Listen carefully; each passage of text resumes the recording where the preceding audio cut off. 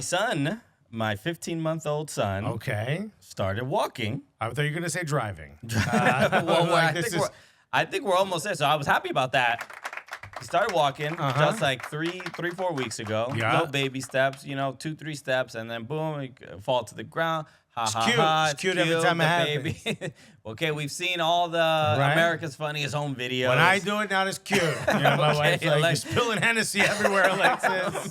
We've been trying to help him with this. Why are you drinking Hennessy out of a baby bottle, Alexis? So I don't spill it, but it's still happening.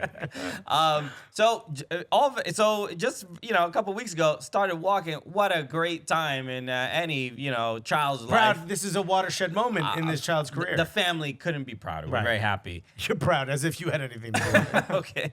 And then yesterday, he is now opening doors. Let's go. Kid's trying to get out. He is walking at a very fast pace. Yeah. Sneaky fast, these kids. Yeah, it was just, As someone who doesn't have children that sound like a sus sentence. I'm not lying. I meant like, why are they so evasive? And why are there cops in this park? Is what it sounded like I was saying. I was saying, because my nephew, anytime you gotta tell me if you're a cop, it's entrapment. It's entrapment, dude. I'm yelling at that child. No, it's when I was helping raise my nephew, whenever I had to like watch him, I'd be like, how the fuck did he get over there? Yeah. It's very, very fast. You were just here. I can't get over there in that So time. it is pretty wild. Obviously, this is my first kid, so I've never witnessed how fast the progression happens. Because like I said, it was 2-3 steps, Neymar dive at the World Cup, and it was really adorable. Roll. And like a couple tears.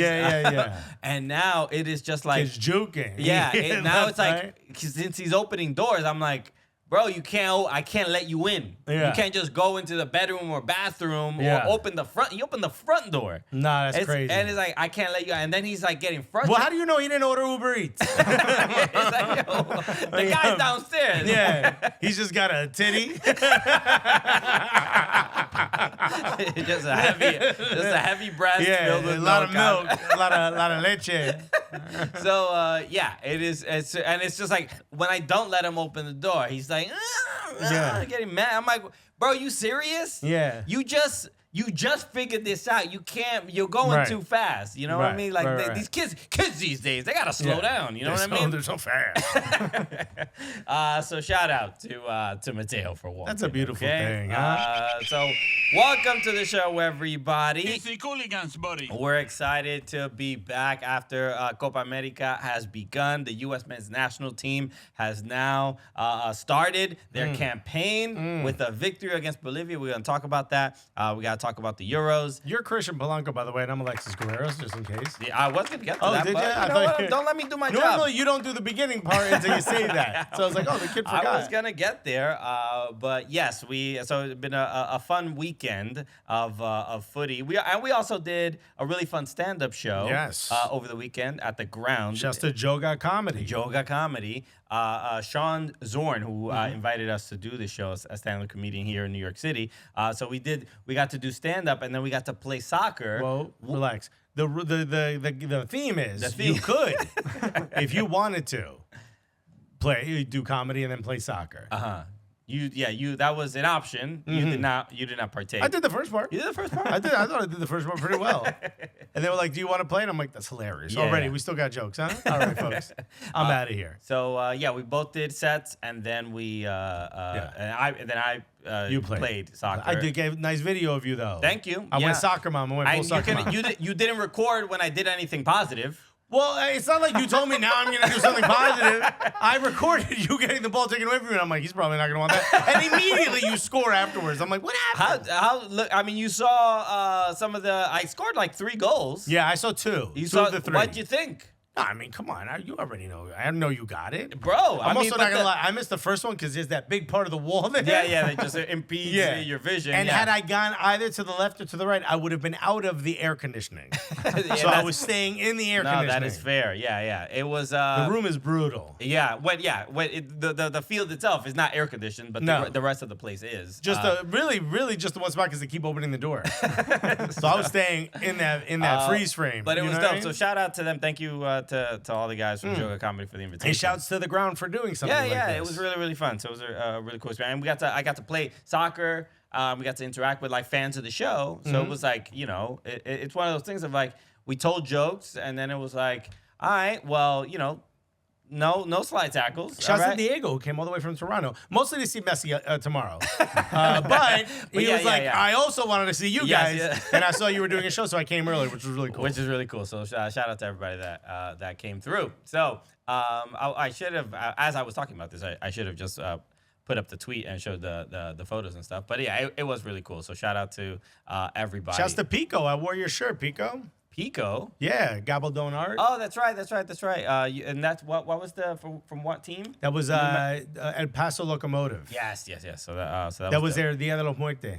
Okay. Yeah. All right. So shout out. Yeah, I had a good time. So all right, let's get to some U.S. men's national team stuff first, and then we'll talk about a little bit about the rest of Copa America and the Euros where we are so far. Let's start with. The U.S. beats Bolivia, a Southern American team, the worst one, but the Southern American team. Yeah. I mean, a Southern American team sounds... South American team? Yeah, good point. A Southern American is like somebody team. from Alabama. Yeah, goddamn.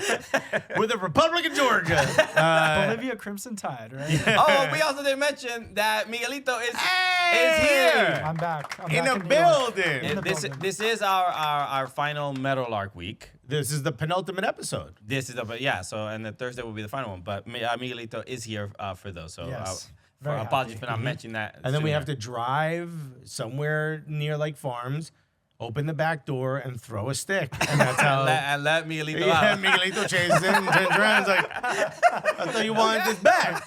Where'd you go? The farm up stage is sounding super nice. Yeah. Oh, I thought... And then we drive back and shoot him in the head. That's what it sounded like. It's what it sounded like. It's not what's going to happen. I thought the farm upstate was a euphemism. I didn't think it was a mafia hit. No, Miguelito's going to have a long, storied career producing amazing shows and hopefully finds his way back to us. Yeah, absolutely. All right. So, all right. So, U.S. All right. Enough of the emotion. I'm just saying, we're going to get too emotional too quickly. Yeah. We'll save it for... Although we've come to the end of the road. All right. Damn, Alexis, I good. thought you could sing like that. Bro, I got you, bro. Okay. I got so many talents, dude. Boys to hombres. Yeah. Anyway, USA... Well, now watch me run and open this door, dude. I'm so good. USA beats Bolivia 2-0. Okay, so this is the point. Yes, we won. The U.S. won 2-0 against Bolivia. Yeah. But give them a score. Give them a grade. Do you want to do 1 to 10 or do you want to do the A, B, C, D, E, F? I mean, I saw Morning Footy and I saw your letter grade. So let's go with numbers. Yeah, okay, like from like 1 to key. 10. Yeah. Okay. Actually, shouts to One Football. Yo, One Football, brutal with their grading, bro. Yo, One Football, don't play. Is my mom in charge of ratings at One Football, bro? He's like, you got an A, you didn't get an A+? Yo, So, I don't know. If you didn't get an A+, you got a D. That's how One Football is. Not in this family. Yo, second place is last place. Go to One Football real quick and just look at these ratings. One Football is just mad nobody in the USMNT became a doctor. Bro, I mean, they're okay with but Bolivia? Yo, Bolivia got beef with One Football, bro. Okay, so where do we see matches over here? Okay. But, okay, so while you're doing this, are you able to do two things at once? Yes, I am. Do you think you can give me a score of 1 to 10? What would you give the overall USA performance? And you could go percent. You could go decimal point. Decimal. I think it was in 8.2. What? That's where I was just chatting with Brandon London from New York Post and SNY, and in general, This is the whole team. the whole team. I thought the U.S. collectively had a spectacular performance. They dominated Bolivia. They did not. But Bolivia's But very still, bad. But still, the only complaint that I think anybody can make is that the U.S. didn't score enough goals. Okay, but That that's is part of it. Mike, Yeah. I was going to go high 7s. I was going to say like 7, 8. Not like too far off. Yeah. a bit more respectable. I think if you're at 7 to 7.5 max, I think you're probably a little bit above. You're generous. But bro, 8.2 is. Wait, I mean, is that egregious of a difference? Yeah. 8? 8. Yeah, I thought the team played very well. Who outside of the misses, outside of the missed opportunities, who can you Tim Ream made one mistake that caused like a breakaway. I thought Chris Richards was poor. I've seen him have better games. Scally going forward still offers you nothing, but we already knew that. But I thought he defended well. I thought he controlled that part of the field very well. Yeah. I wasn't mad at anybody. I don't know why the scores aren't on the website. Yeah, I don't know either. What, they're on the app? Yeah. Okay. But I thought they played well. I get the complaint about sort of like I said, about like, Balogun missing a couple chances, but he still got the goal. I thought which was the goal he scored was harder than the chances that he missed. You know what I mean? Mm-hmm. But then Ricardo Pepi coming into the game and then immediately making a difference and having great opportunities and then not putting them away. That's where I left that game being like, oh man, like. Especially when watching Uruguay-Panama, when they scored that third goal, I'm like, man, why couldn't we should be at the Panama top. got one back, baby. Exactly. So shouts to, who was that? That's Murillo, right? Murillo, yeah, it was the a old great Rebel goal. player, right? Yeah, He yeah. actually had a great game. Like, here's an example. All right, so Tim Weah, so you can't see this. Yeah. What grade would you give Tim Weah? Knowing the game he had, it probably wasn't the best game in the world, right? But I thought he was influential going forward. I don't think he lost the ball all that much. What grade would you give Tim Weah on a scale of 1 to 10%? Like, you could do percentiles. mean, It doesn't matter if you're wrong To on me, this. I think it's like low 7s. Okay. What football gave him a 3.1? What? Yeah, bro, they are Has to be out of vicious. 5. Bro, no, dude. Balogun got an 8.8. Whoa. Wow. Fam. I 3.1. I do think If you only ran backwards, what Fatma would give you a 6. I thought Tim Weah didn't affect the game as much as I would have wanted him to. But his presence created. He stretched the field. He was very effective getting into the opponent's box. Yeah. I thought he had moments where I'm like, oh, okay, I'm seeing what the design is going to be with the Scally sitting back. Tim Weah can still get forward. He can look in this particular game. I just thought he didn't offer as much as and you could sort of see in his own body language. You could just see like he's frustrated with not being too affecting him as much as he wanted to. So There was one moment where you could see like Tyler Adams even be like, "Bro, don't do that." Yeah, like yeah. I'll do this. But I'm not exactly sure what they were referencing. I think it was that he maybe didn't pass back or maybe did the pass that that Tyler is supposed to do. But like, here's an example. What did Dude, 3.1 is just unrealistic. that's it. though. I That's don't just like. okay, What incorrect. game were you watching? Yeah, What that's about- just okay. incorrect. what about McKennie? McKennie. So I mean, we're looking at the FOTMOB one, and he got a 6.6, and Even that feels a little low. even to that be feels a honest. little bit low. But I understand it. I think Like a flat 7 maybe for McKennie. How about a 4.2? Dude, I mean, what so are okay, so these? we know Yeah. one football is the bar is quite high. Yeah. So, but even you just mentioned Balogun getting how much? 8.8. Yeah. That's He seems- got the goal, and if it wasn't for Tim Weah being offside, he would have had a second goal. So, But that seems wild. 8.8 for Balogun is crazy. Like, because even we're looking at FOTMOB and it's 7.3, and that seems a little bit more fair. So it seems like they're praising and highlighting the goal scorers probably a little too much. yo, this is awesome. Look at this. One football has this like virtual reality pitch. It's augmented Yo. reality. You're doing. This is kind of crazy, bro. Put the ISO on Alexis because I got happy. Yeah, yo, if you tap a player's face, it'll be, but look, you can, like, I could go, look, now I'm in Bolivia, bro. What's my guy Miranda up to? Oh, this Okay. froze. Hold on, we back. All right. Alexis. Hold on. You want to know Miranda's pass accuracy? 78%. I know I clicked on it. That's Okay, crazy. well, we're learning. Obviously, we're going to be part of the One Football family Yeah. next week. So we're getting. Bro, what grades are they going to give us? Oh, my God. One Football, be kind to us, please. Yo. We're One trying Football. our best out here. Chill, be easy. Don't do us like you did Weah. Man, it's like Here's what I'll disagree with their score line is Pulisic got an 8.8 and so did Balogun. where Pulisic had 2 goal contributions. Yeah. Balogun had 1. It seems okay. It seems a little. Bro, did Valerian Balogun do the ratings for one? It seems a little skewed. Yeah. But okay, so overall, look, I think the team played pretty well against this particular opponent, and we know the competition is only going to get a little bit, not a little bit, it's going to get a lot more difficult. Right. But to play like this against Bolivia, against a team that they know that they're better than, against a team that they know they should beat, I mean, Matt Turner didn't have that much to do in this game. No, look. And that's a great sign. Bolivia, wonderful country. I don't want to upset the Bolivian fans we have or the Bolivian people. Sardinas are very, very big part of my life. And I love llamas. But I think a Sardinia and a llama would have done better in your midfield than your midfield. That was... They really had... It's kind of wild. I mean, look, Bolivia's in... It's interesting because I feel like Bolivia plays better when they're playing in Conmebol, and I've watched plenty of their World Cup qualifiers because they play like 2 feet from the sky. That's why they have an extreme elevation. Maybe, yeah, that's what it is. And they don't have the who's the guy that retired? Marcelo Martins. Yeah. Maybe we can confirm that's his name. I don't remember that's his name. I know it's Marcelo something. But I'm just saying because you didn't even seem sure when you said it. No, Marcelo Martins Moreno. Okay, yeah. That's why I was remembering the Moreno. Okay. And he's like one of the leading goal scorers. No, in, he's their historical. But even in Conmebol, like he's like one of the highest goal scorers in.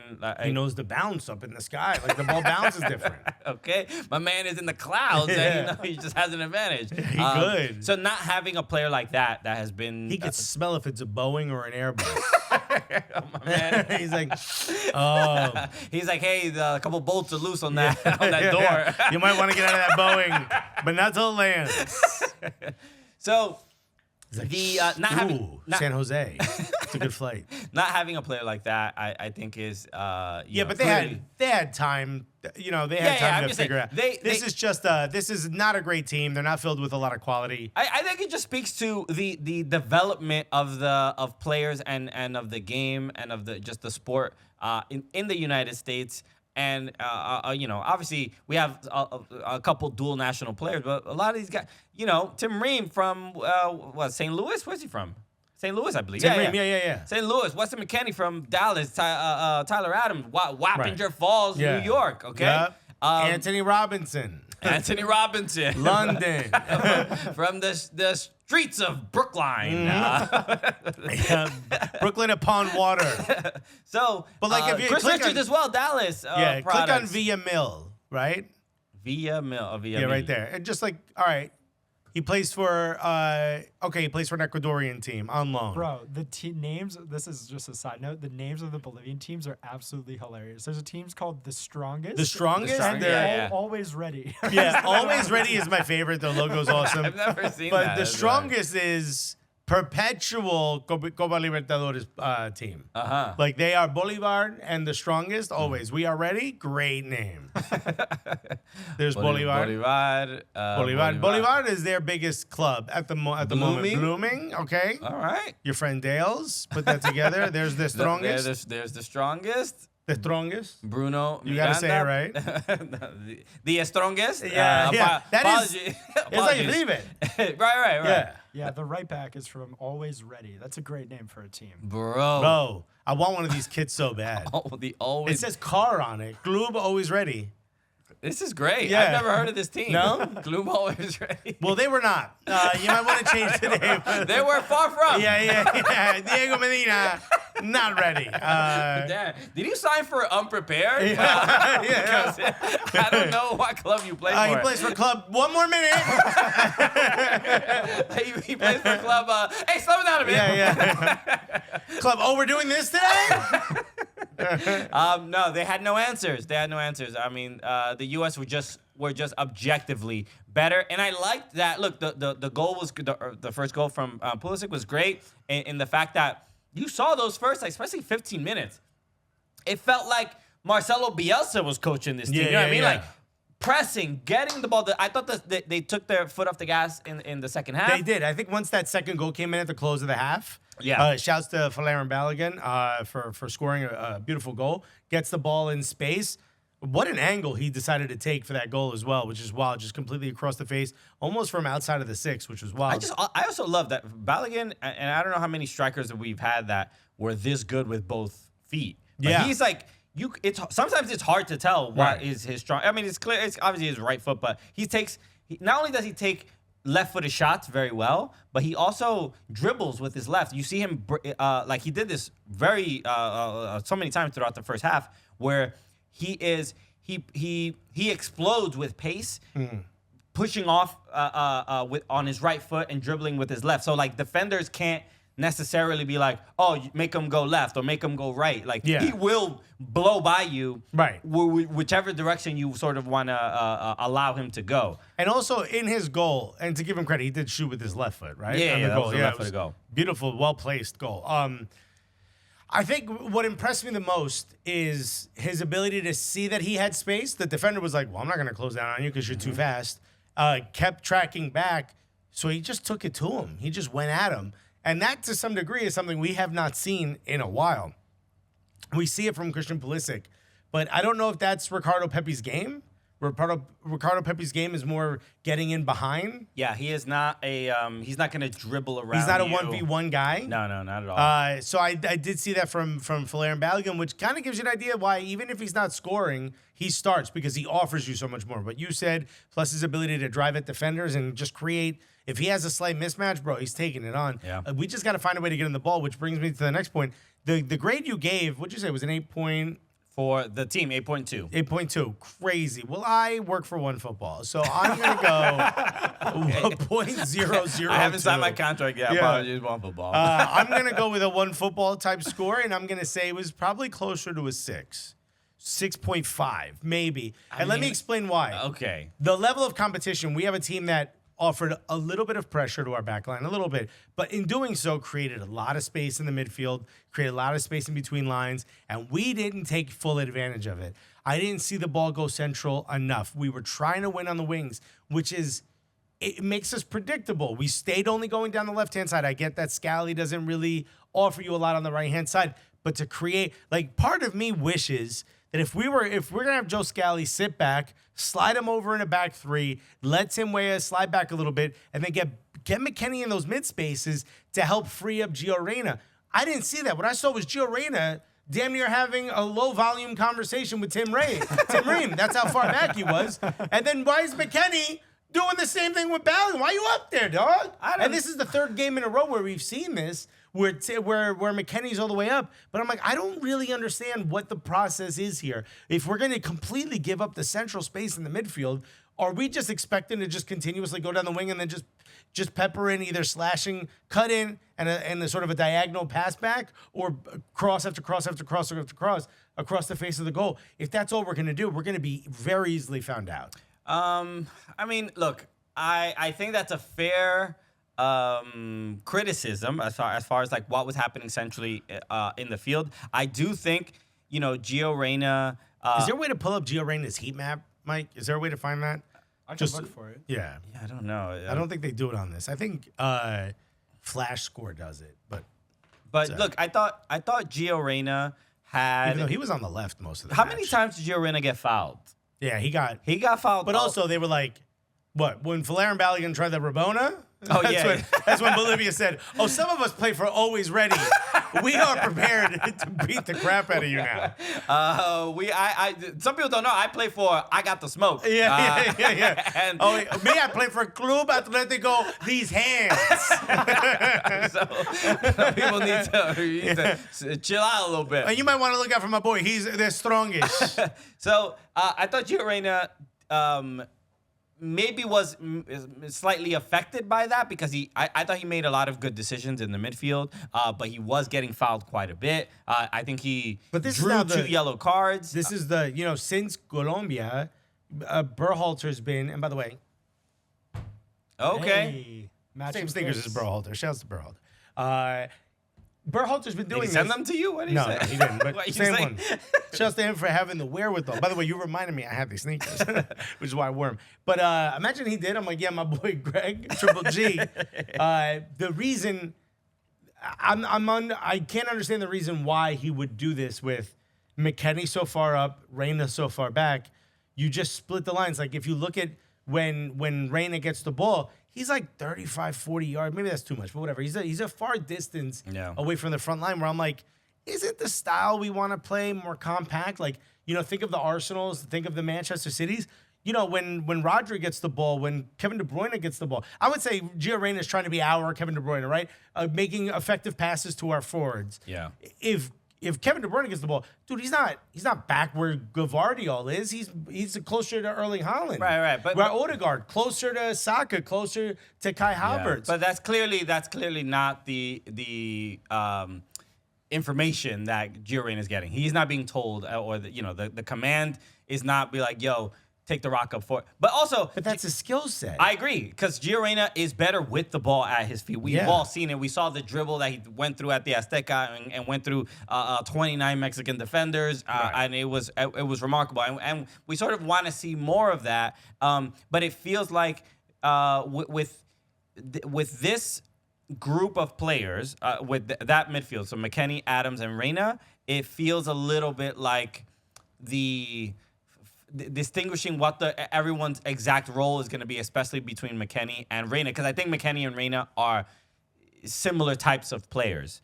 And I mean, out of the rest of the midfield, I'm just saying, as like they make similar decisions with the ball. Yeah. They're very good dribblers. Reyna is better at moving with the ball, but Weston McKennie is no slouch. McKennie's better at making that late run into the box, where I don't think Gio really wants to play in that space. Exactly. But other than that, I see your point. And maybe McKennie's a bit more defensive, where Reyna's a bit more creative. It's like what Yunus Musa started in the second half. In the second half, and looked great. And even when Johnny Cardoso came into the game for Reyna, I thought he was like a little bit more up, like just closer to the box, and a little bit more. Which is the opposite of what I would expect from Johnny Cardoso as well. Look, he seems like your single just pivot kind of I think guy. In general for this national team, it feels like Greg is not asking for his midfielders to contribute that much when it comes to getting goals. That seems crazy to hear you say that. No? Maybe. But it doesn't mean that it's not going to work and you can, that we can't find success, because what tends to happen in the final third, when anything is kind of happening, it's usually one of our forwards doing something, whether it's Balogun dribbling around, whether it's Pulisic. Yeah, but okay, how many touches did Balogun have? Can you click on his face? Click on his face. Damn, bro, why his face like so specific? Go down. Touches. There it is. Touches 25. 25. That's not enough. I don't think that's that bad. No, that's pretty bad. What happened? You pay 65 minutes? That's pretty bad. You want to have forward? Yeah, you want to have more than that. You want to get he was linking up play, so you're gonna have a lot more touches, and you want to get a lot more passes to you in the box. I mean, he had 6 touches in the opponent's box, which is great. Probably some of them came in that one pass. I'm sorry, in that one goal. But you got to be more. We got to find a way to get him the rock more. You know what I mean? Yeah. But look, and if who's gonna get him the rock, it's gonna be a midfielder. And it has to be something where there is you look at just teams all over the world, or even different clubs, and the midfield is usually a big part of not even necessarily the build-up, but just even a ball over the top that's gonna get to we don't even try those kinds of passes. I kind of hope we never do. I'm just saying, but I could see a line breaking over the top, like a diagonal. Maybe, but if I see Matt Turner start whipping balls out from the bottom, I'm going to be so mad. The passes... It's the dumbest. It's not even 50-50. The passes... stupid. I mean, you can't see the mouse on the screen, but the passes that we tend to make are from the midfielders are from not... the word shots? Yeah, are not coming... they're not coming through the D, the top of the D right there, right? They're usually coming here at the ends of the 18-yard box on the corners of it. So that's kind of what I'm saying. We don't necessarily have a midfield threat that is going to send a ball that's going to sort of confuse defenders and somebody running in behind, whether it's a soft pass into the box or whatever, or something that's kind of over the top. That's not been our game. Our game tends to be a strong wing play, strong fullbacks, sending in crosses. But it shouldn't and be. Set pieces, bro. We up now. You saw Pulisic. Yeah. They asked him, who are you pointing at after you scored the goal? He was like, The set piece coach. We got him from Italy. Okay. He's the one that helped Italy win the Euros. There we go. Yo. You guys aren't going to take any credit for your JoJo Siwa recommendation? From Bro, that's next. You wait till y'all see that, bro. They're going to be, oh, my God. But that's what it is. I'm saying it's just like they know what the strengths are and what works. I mean, we play Panama. We play Uruguay. Are we going to all of a sudden change our game and going to do some wild, fancy stuff? No, it's going to be Anthony Robinson. It's giving me a little hint of what Gareth Southgate's doing, which is playing scared. If we were a Bolivian team, we would be called not scared. If we didn't make, if we had if Greg made the substitution patterns the way Southgate does, like for like, or at least like you have 5 subs and you use 2, and when you have these players and just we get all the photos of Cole Palmer with his arms crossed.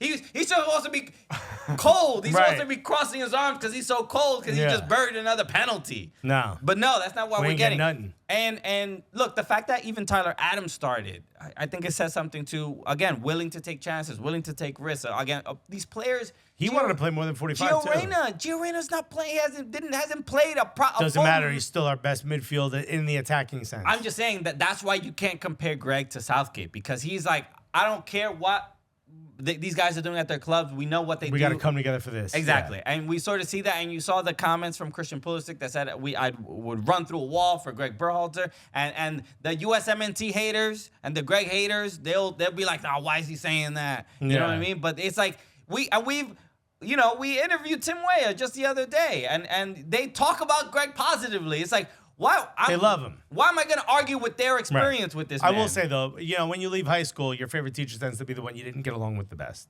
right? The one who pushed you the hardest. Okay. I'll say that. And the last thing I want to talk about real quick before we get out of the segment is, did you see the contract offer from Cincinnati, the rumored contract offer for Weston McKennie? Yes, I did. Oh, wait, no, not the actual, like a number, or just the fact that he might be interested? The rumor is, I don't know if this is substantiated in any way, shape, or form.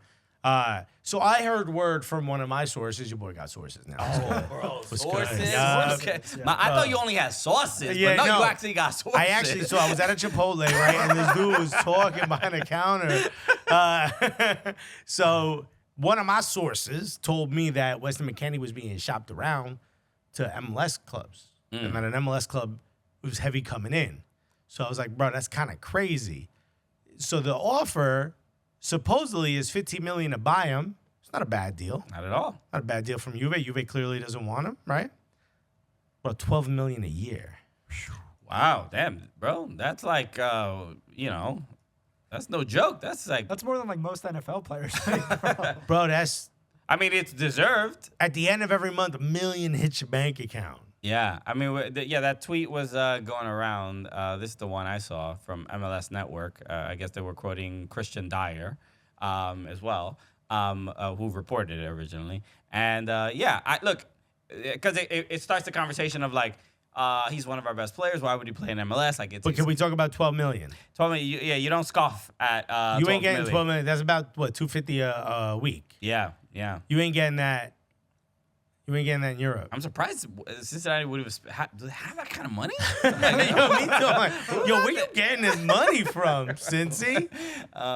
So that'd be wild. Remember Miles Robinson got a higher offer from Cincy than he did from anyone in Europe. Yeah, he made more money going to Cincy. Yeah, I mean, are we at the point now where MLS is playing too much? Playing players too much? Well, we're at the point right now because of FFP and stuff. We're seeing, Premier League clubs. I think June 30th is like the. You like Chelsea's money laundering scheme? It's going pretty well so far. We're technically legal. It's your teams are scrambling. They're like, oh, we got to sell. Listen, I'll sell you an 18-year-old for $10 million, and then you buy him back for 11. How's that? It's bringing up questions about like these teams need to get financially solvent with these rules and stuff like that, and they who knows how this is working, but it's like players they're going for like overinflated prices. Like, did you see this kid Chelsea just got? Omari Kellyman, I think his name is. He was valued at $850K. Chelsea just bought him for $19 million. Yeah, although that is the Chelsea way of doing business. So now Mudryk also valued at $100,000. And you guys paid $100. So it's sort of you start thinking about like are teams sort of doing each other favors of like. Hey, you don't want to get in trouble. I don't want to get in trouble. How do we help each other not get in trouble? Just give me pay 19 million for this kid, and I'll get you on the next one. Yeah, I got you, bro. Somehow that deal though helped both teams. I'm not exactly sure how. Because Chelsea also sold Ian Maatsen to Villa in like not a swap deal, but it was like at the same time. Yeah. So that has to be something with that. So so there's a lot of interesting stuff going on. Yeah. So Weston McKennie, my hope because do you take that? You got to take that if you're Weston McKennie. $12 million a year. He's not getting that anywhere. I don't know. He's not getting it. What do we think? No, he's definitely It's not not crazy. How much is Weston McKennie? We value him a lot. I'll look it up. Especially here on this show. Yeah, even for Juve, they probably value him at a couple million. It has to be like at least 5-6 million. So broke though. Juve got no money. Juve need to sell players. So you knew they tried to put him in that swap deal with Aston Villa. Which I would have loved if he would have ended up at Aston Villa. Because they didn't want him at Villa. They're just taking him. Oh, okay. But how much does he make per week? Do we know? Yes, 61,000. Okay, 61,000. Mm-hmm. Do we think that he played well enough at Juve to go somewhere else and get a pay raise? Yes, I do. I think so. Okay, by how much would you say? I mean, Something similar. 100, maybe 80, 90 More? 75. No, like two. I think 75, 80. Let's go 80. 75 is top end, I think. Yeah. Dude, you're already getting like good numbers there for you. But let's go 80. You're at 80 bags a week, right? Times 52. So you're at 4.16 million. Mm-hmm. Since he's like, how about 3 times that? Yeah, I mean, but that's the kind of money you, the kind of offer you need to make to sway a player to not take even the 4 million that he probably has offers. But you might have to cash out now, bro. You might have to be like, yo. MLS, greatest league in the Yeah, world, what bro. you It's talking gonna be about? taking over the world. They don't even look at me funny when I put ranch on my pizza. You feel me? Okay. How about all the Yo. ranch here? There won't be ranch for anybody. Right? Chiellini ain't here doing this behind me. He's out there, arguing with Alexis Lawless. Right? on- I almost have to tell him to stop putting ranch on stuff. I wouldn't If be. you're his age, I'm not what do you mad at say? him. I'm not mad at him. If not his age, if you're his personal dad, confidant. Captain John McKennie. All right, you're McKennie's dad now. No, if you're his confidant, Yeah. what do you say? It depends what you value. If Yeah. I don't think. But here's the But thing. this is if he goes to Cincy- career-changing money. But if he 12 go- million in 1 year. You're right. But if he goes to Cincy, do you think he gets back to He Europe? never goes back to Europe. Yeah. We know that for a fact. Yeah. Unless he has a stellar World Cup. Yeah. Even then, bro. I don't know. You got to cash out. I just think he for the sake of we're talking about U.S. men's national team and for the sake of the team growing and improving him playing in even staying at Juve I think is better than him going to FC Cincinnati. Sure. And it's just really to cut his teeth and continue to grind out difficult seasons, getting difficult wins, playing against difficult competition in high stakes. Oh, no. And that's it. And for the sake of the national team, I'm like, at Cincinnati, it will not be the same amount of pressure. We all know that. And yes, you can, it's not me saying pro rel, blah, blah, blah. It is just simply that the similar amount of pressures, the pressure that you need to make diamonds does not exist in Ohio as much as it does in Turin. That's all I'm certainly saying. not at the same level. Okay. And also to keep your job. It's not. If someone's paying you $12 million, ain't no one starting over you. It's yours. Without a doubt. Even if you walk in covered in ranch, that's yours. It's your spot. Ranch boys, Yeah. let's go. I hate ranch, bro. Ranch is disgusting. All right, we got to go and talk some Euros and the rest of Copa America stuff. So let's get right to it. So we're about to get to the Euros, but real quick, we do. Actually, can I interrupt? I just want to say a prayer. I was going to say, we got some religion getting into soccer real quick at Copa America. Very strange moment before the first game in Atlanta. I don't know if we want to play the clip or. Yeah, let's play a little bit of it because it is straight up a straight up prayer. But they had a. Is this the Latino? Right. He's Argentinian, which that's in his case, no. that's debatable. If you ask him, no. So, but Copa America before kickoff, there was a prayer. Was this on TV? This was on TV. Everybody was very baffled and confused by this. What a way to remember that Atlanta is in Georgia. Okay. You know? Pastor Marjorie Taylor Greene came out and talked And about smoked a vape and tried to hide it. Or was that the other one? No, she did. That was the other one. That was the other one. She did. She was doing CrossFit while commenting on Jewish space lasers. But Also, how dare you be asked to pay tip on tax of your $800 meal? so they did a prayer. I just want to play a little bit of it to just show you how sort of odd the whole thing was, because when you hear it, it's mad trippy. So here goes. The tournament, the nations represented, the teams, players, and families.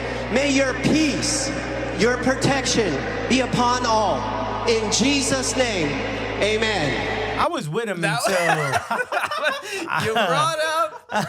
You brought up Jesus? Yeah. Okay. And look, let me tell you now, both of our aunties and abuelas that they were watching, they was all in. They were all in, of course. There's a certain demo that's like, okay, thank you. You know the type of old ladies who just got rosaries in their hands at all times? Okay. They like, oh, suddenly I like football. Exactly. Again, you know? They're just there to pray for Argentina, but then now the TV's praying back at them. They're like, yeah. oh, okay. Remember the lady who did that?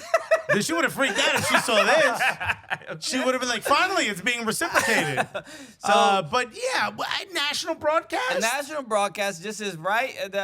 He's in front of the referees. He is, and he just does his prayer. This guy's also been a What is BIG Ballers in God? That's the account?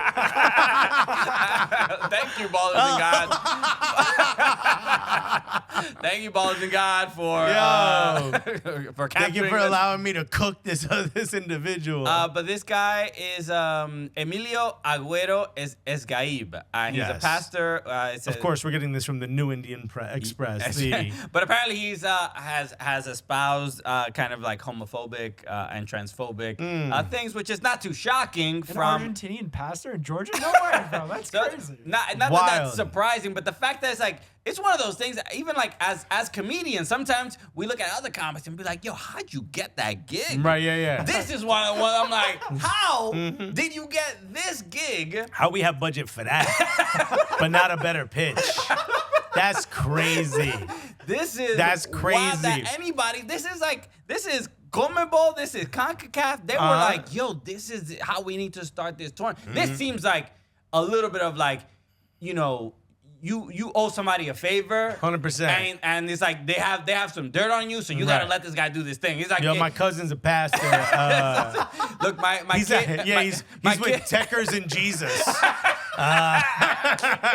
We can't say no to him. All right, his dad is just really important. Very important. He's investing in my company. Can't say no to him. This is wild. I mean, I don't like the bad mouth of the networks, but this is a capital F Fox right here. I don't know who. It may have not been the broadcast. I don't know. It may not. Who's? It's generally a thing of just like.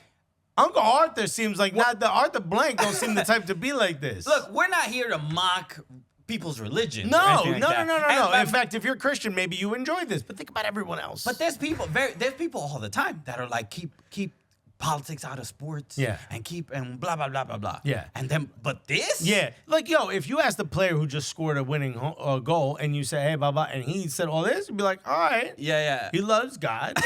And this is what he wants. But to start the match with, yo, our homie over here is going to read a few things from his favorite Psalms, you'd be like, maybe this ain't the way to go. Whipping out the Old Testament? Yeah. Who's the kicker who was like, women need to be in the kitchen? Harrison Bucker. Bucker. He was probably like, man, I like soccer all of a sudden. I love this sport so much. This is crazy. I mean, it's just so wildly unnecessary. And then it's like the closing is like he's like, nah, don't get it twisted. Yeah. This is all in Jesus' name, bro. Yeah. Jesus. He says some good stuff. He's like, I hope all of you find peace. And we're like, okay. I hope all of you find happiness. I'm with you. In Jesus' name. What was that last part again? And also, yo, here's what I found out. Did you know that Europeans are watching American content for the Euros? it's become very popular for Oh them yeah, to yeah, use. because they sometimes don't like their They broadcast. hate their broadcast pundits. because the Americans obviously are a lot more entertaining. Sure. No This happens a lot disrespect. with CBS. Champions League, I think, is what got everyone like the the main dodgy one. box. Yeah, and yeah. now they're like, well, I'm going to watch this for everything. So I have friends that are messaging me like, bro, your shows are crazy. I can't believe this is what you do. I get asked a lot, hey, why do they do the national anthem before every game? Right. You thought that was crazy? How about baptisms before the game, dog? Bro, I had my communion before the '94 World Cup. Yo, facts, bro. Yo, I was the moil circumcised. I'm not even Jewish. Before a Mets game. My breast, on the pitch stand. my moil. Oh, Mr. Met. Yo. Okay. Facts. He's a good with a pair of Yeah. scissors. Even Miss Met was a little, she was impressed. So this is unnecessary. I mean, I don't think that even really needs to be said. Don't know who approved this. Don't know how this is something that they thought was like a good idea. But you know how like they also like in Europe, if they say the first kick is 3 p.m., yo, you 3 p.m. boop, Yeah. whistle blows. Exactly. Here, you go 3 p.m. and you gotta wait for like 10 more minutes, right? You put on the TV and this is what you see?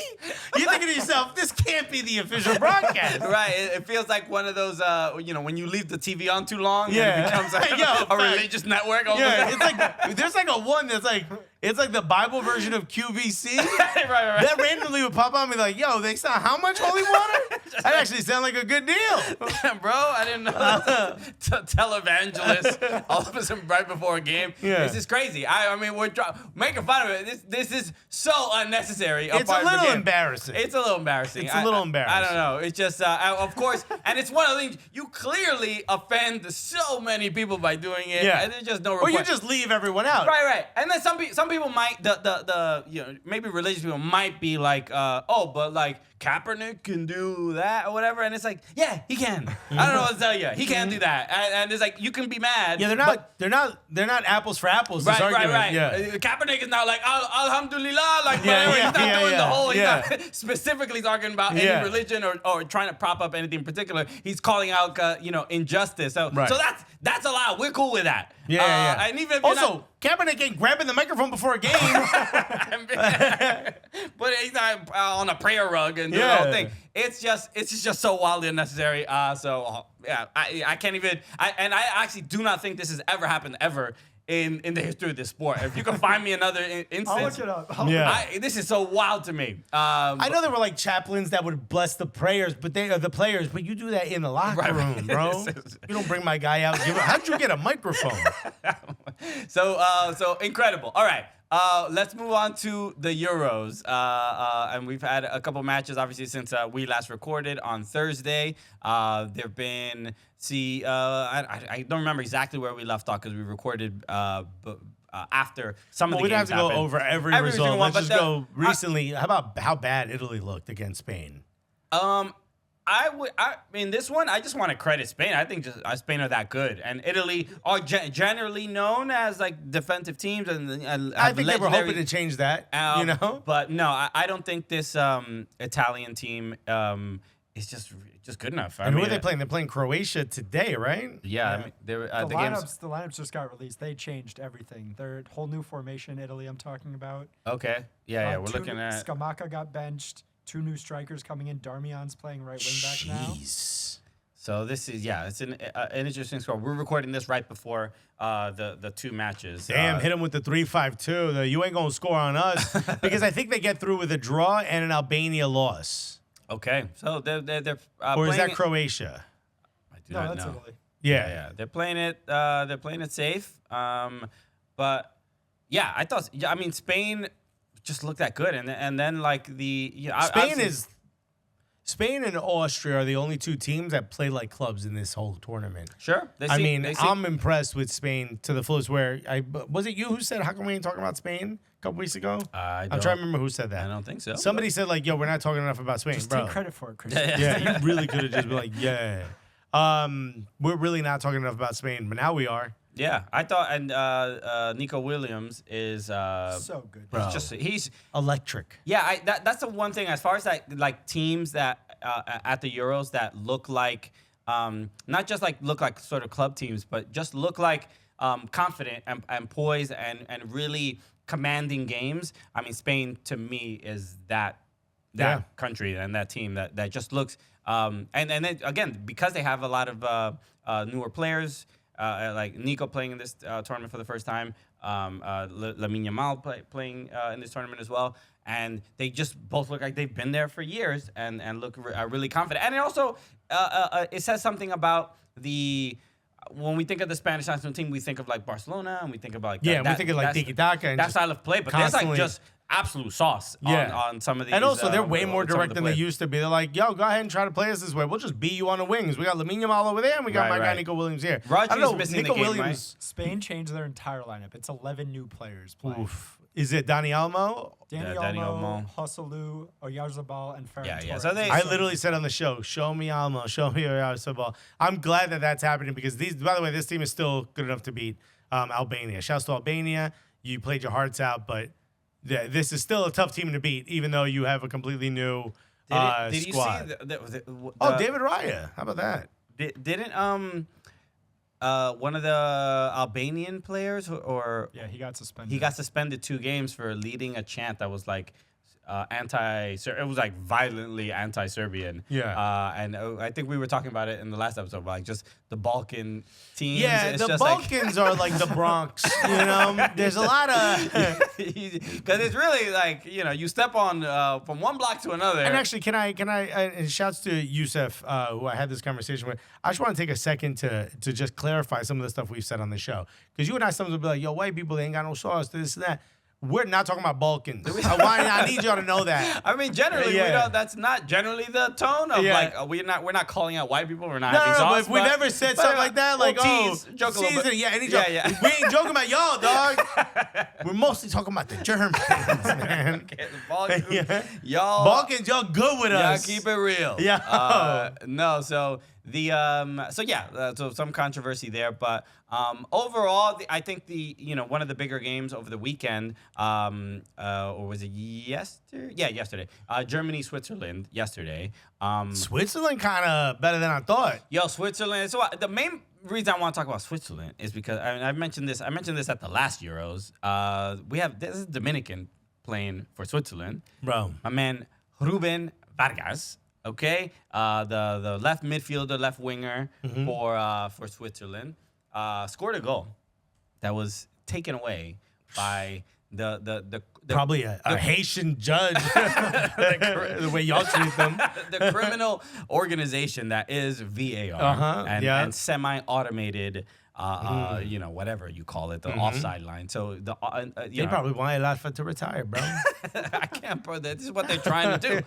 But Ruben Vargas scores a goal, and it's taken away from by offside. We would have had a Swiss Dominican scoring at the Euros, and that was stolen from us. So I'm hoping Switzerland, I obviously stay in this tournament as long as possible because I want that man to succeed, Ruben Vargas. So shout out. Is he the only partial or fully Dominican dude in the Euros? I believe so. Hey, I think his dad is Dominican, okay. But I believe he was born in Switzerland, so a Swiss mother. So Dominicans get out there, bro. We get out there, bro. Okay, they be finding ladies everywhere. Because this is, I don't know if you ever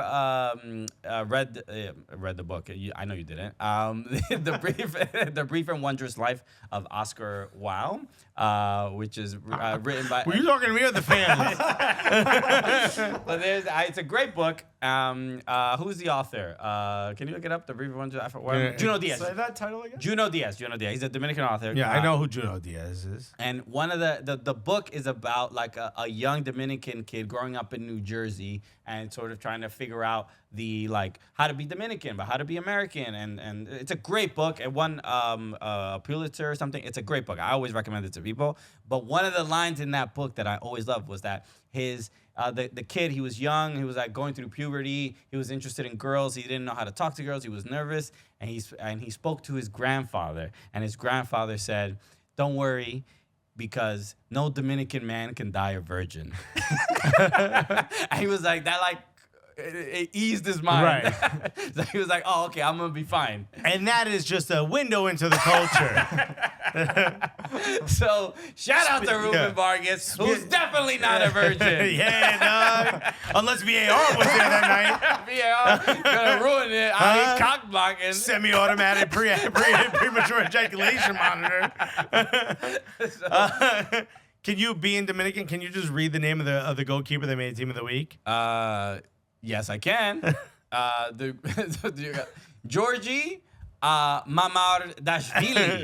Yeah, from What do you think the etymology of the last name is?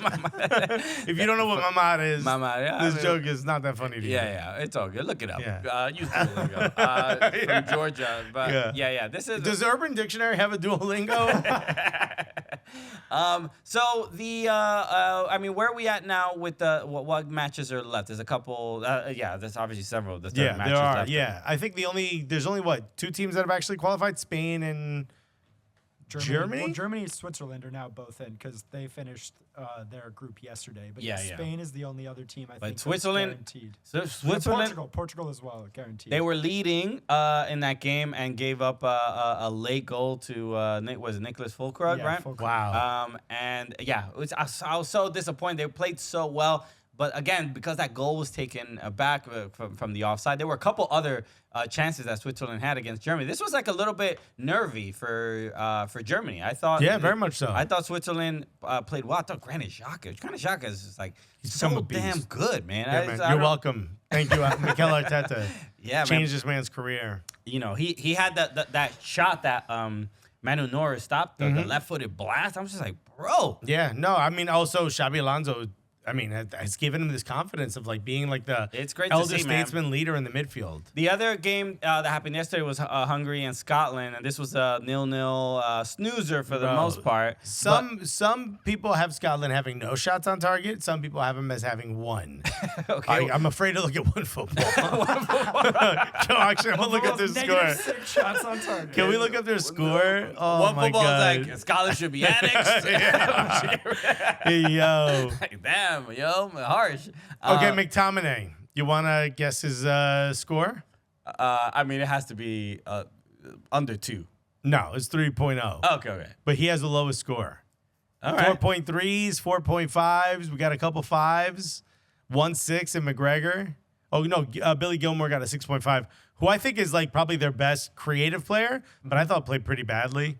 Yeah, dude, their stats stink. They got, what, 1 shot on target? Do they have it? They have it as having no shots on target. Yo, one football is like, we play by the rules here. This is not easy. Dude, I don't think they got their shot on target until the 76th minute. 0.17 XG. 0.17. Ugh. That's how much a person gets, not a team. Yeah. They were awful. Yeah, they lose to Hungary, so they're out. This guy, if you're Steve Clark, you're done. Especially after. Yeah, after the post game comments. We should ask Steve Clark about the prayer guy. It's like we could have used them. Yeah. Even though he doesn't speak the language.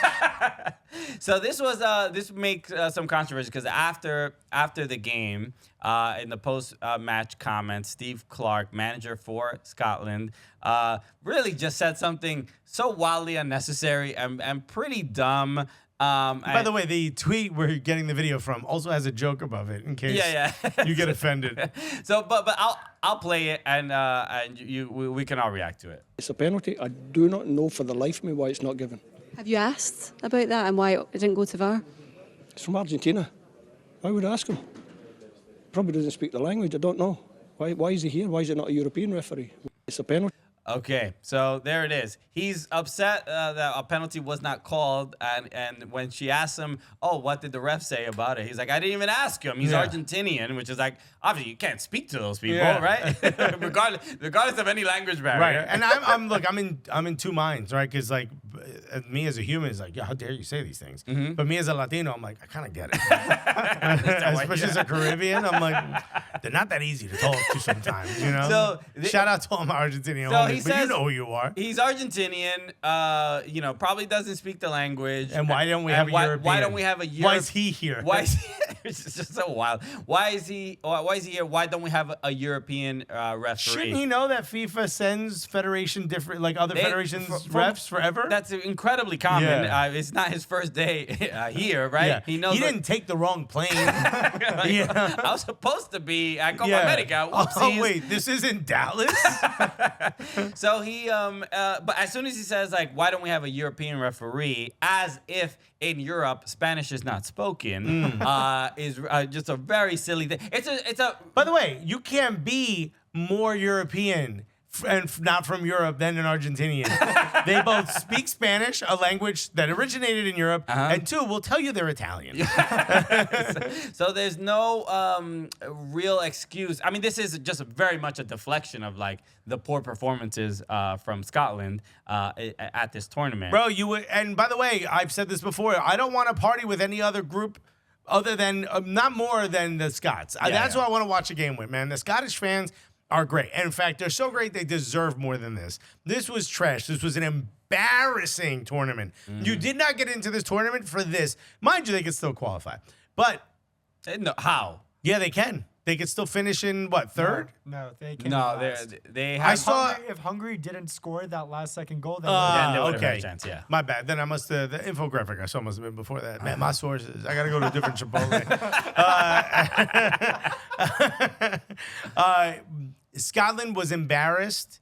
They should be fully ashamed of the tactics they used. The players deserve better than this. The fans deserve better than this. Steve Clark, for all the positives, for the amazing atmosphere around the qualifying, you didn't qualify to do this. Yeah. This ain't why you got in. This is Yeah. embarrassing. That was really. There was another thing. I wish I don't have it queued up. But did you see that there was a clip that somebody used from Timsy, from Michael Timms, in Germany, Working for Fox working in for Europe. Fox. So it's great to see. He's like the correspondent out there. And there was a game. England, I forgot against who they played, but like the fan zone area where all the English fans were, they left it completely filthy. It was just an absolute mess. it was versus Denmark. England, Versus Denmark. They left it just a complete mess. It was utter just sort of destruction, trash everywhere. And somebody used that clip of Timsy showing how like messy and filthy everything was as to why European countries shouldn't be allowing immigrants in. So it was like a xenophobic post, but they used this moment to try to make this very xenophobic point. And it's like, it's the English were the ones who left the place. Yeah, I was going to be like, you're trying to get the English not to go? Usually it's the other way around. So, They already left. They're not even in Europe. Yeah. Again, We don't let them have boats anymore. You guys are good. So again, all this like keep politics out of whatever. No, the people want to bring politics in the game, and they use it in a sinister ways to try to make a point. So absurd. All right, so. A lot more Euros matches coming up. We're actually going to, for Copa America, we're going to be at the Argentina-Chile match at MetLife tomorrow, which is going to be We are cool. guests of Lionel Messi. Okay. Isn't that crazy? I mean, he called us directly, but no, so that's going to be a lot of fun. Anything else? Look at it on our socials. We're going to be posting a lot from the game. Yeah, so go check that out. Anything else that we may have missed? I mean, just a quick shout out the striker for Hungary yesterday, who had to be stretchered off the field with a serious head injury, is awake and responsive apparently. I believe his name is Varga. Yeah, Varga, I did hear. Varga. Yeah. I did hear that. He apparently had a couple fractures, so Yeah. it looked like it was serious there for a while. But yeah, the last I heard that he was at least in stable condition, Yeah, which he's is responsive too. He's awake apparently. That's beautiful. I did see that because I was watching the Germany game, so I didn't see that. Did you know that they were upset because in England, but I don't know if people know this, everyone is using the same feed, right? So no one has anything different. No one's sending different cameras. It's all the same. Like FIFA has the company they hired, and everyone plays that, and then you just add your pregame, postgame, and all that, all your commentators on top of that. They replayed it, and people in England were very upset and offended that they replayed the collision. The injury. Yeah. And it's like, Well, yeah, there's no way. I get it, but it's not like you saw there's no blood. You know what I mean? There was no bone sticking out. It wasn't like they were smart enough to pull away from it after, so you don't show them on the ground. Sure. Or getting medical help. You know what I mean? But I think we can. everybody can relax a little bit. It's not like it wasn't whatever that broadcaster is. It's not their fault. Right. It's not intentional. Yeah. They're not trying to make it like, what's the term I'm looking for here? Like, sensationalize it. It is what it is. Shock television. Or Yeah. whatever. It was a collision that happened. You show the replay once and that's it. Sure. So the new Faces of Death. Yeah. Or whatever. Like, bro, that's what it is. They did add this out right before they showed it, which I thought was. And then maybe That I'd be was like, upset. bro, a little bit much. Yeah. All right, so let's wrap up there. Obviously, a bunch of Euros matches coming up today, as we're right before we're recording right before those games happen. A bunch of Copa America stuff, so we'll have a lot more to talk about on Thursday. And yeah, it is. And again, shout out to all the Meadowlark fans and Lebetard people and all everybody who's shown us a lot of support. We'll have more to say on Thursday, but this is the final week before we join Yahoo. So yeah, I just wanted to lay the groundwork. Just to thank everybody for the welcome and the support. And we're really excited about to join Yahoo, man. Yeah, we're excited about the future as well. So all right, so let's wrap up. Make sure you subscribe right here on if you're watching on YouTube. And like I said before, nothing is generally changing as far as like how to get the show. So, the people subscribe to the podcast feed, people watching on YouTube, everything stays the same. If for any reason you do not, you look at the feed and you do not see us anymore, or whatever. Some people also listen to us on the Lebetard and Friends feed. Yeah. So make sure you subscribe to our feed as well, so you don't miss out on episodes of the show. So if for some reason you do not have access to it, come next week, again, just go look up the Cooligans podcast on Spotify or Apple, wherever you get the podcast, and hit the subscribe button there if there's any issues. But we'll be back on Thursday with another new episode. So we'll see you then, everybody. Cuídense. Love you guys. Easy Although Cooligans, we've buddy. come